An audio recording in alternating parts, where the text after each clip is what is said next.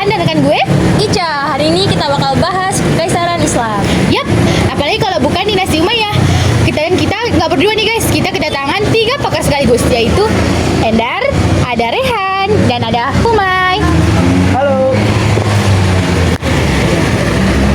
Endar, kalau kita ngomongin Umayyah, ini kan dinasti pertama setelah Khulafaur Rasyidin. Ya, betul sekali.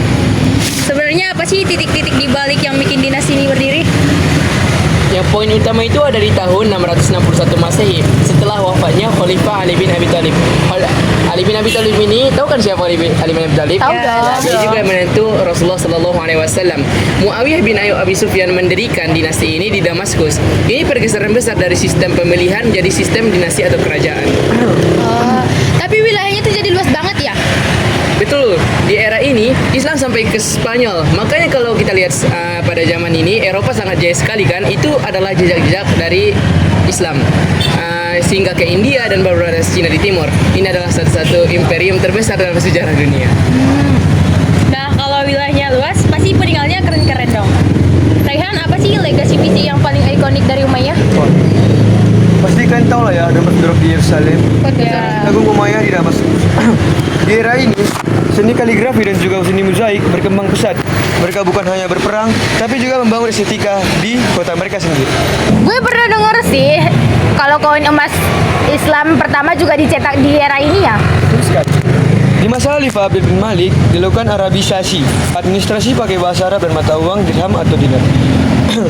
Dinar dan dirham mulai distandarisasi di masa ini. Nah, Umay, di antara semua pemimpinnya, siapa sih yang paling berkesan selain Muawiyah? Tentu saja Umar bin Abdul Aziz. Beliau sering disebut sebagai Khulafaur Rasyidin kelima.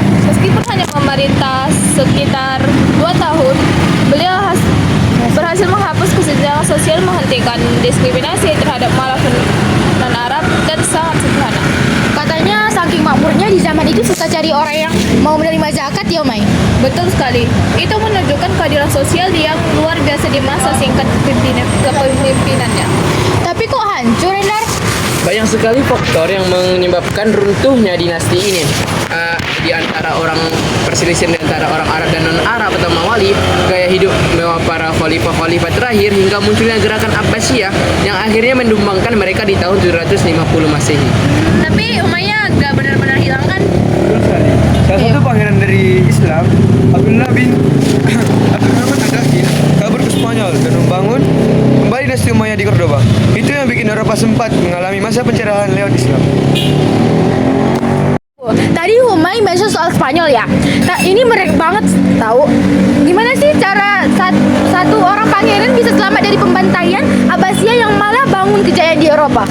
Itu kisah yang luar biasa. Namanya Abdurrahman Ad-Dahir atau disebut sebagai Elam Quraisy. Beliau berenang menyeberangi sungai Efrat, lari melintasi Afrika Utara, sampai akhirnya masuk ke Spanyol. Dia sendirian, tapi punya karisma kepemimpinan yang sangat baik. Dan di Spanyol, Umayyah malah jadi lebih pintar ya, Rehan? Jauh lebih pintar, Jen. Jika di Damaskus mereka fokus ekspansi, di Cordoba mereka fokus ke ilmu pengetahuan. Cordoba jadi kota paling modern di Eropa saat itu. Ada lampu jalan, perpustakaan dengan buku-buku yang memiliki banyak judul, dan universitas tempat orang Kristen dan Yahudi belajar bersama orang Muslim. Poin pentingnya sebenarnya itu adalah toleransi. Di Umayyah masa kedua di Andalusia, kita melihat contohnya itu di Konfisensia, di mana ilmuwan beda agama bekerjasama menerjemahkan naskah Yunani kuno. Maka kalau dari sini kan penting sekali toleransi dalam kehidupan kita sehari-hari. Bagaimana dalam waktu itu ada menerjemahkan naskah kuno. Tanpa Umayyah di Spanyol mungkin Eropa tidak termasuk masa reanisasi ya. Jadi bisa dibilang Umayyah itu kalah di timur tapi bintang di barat ya.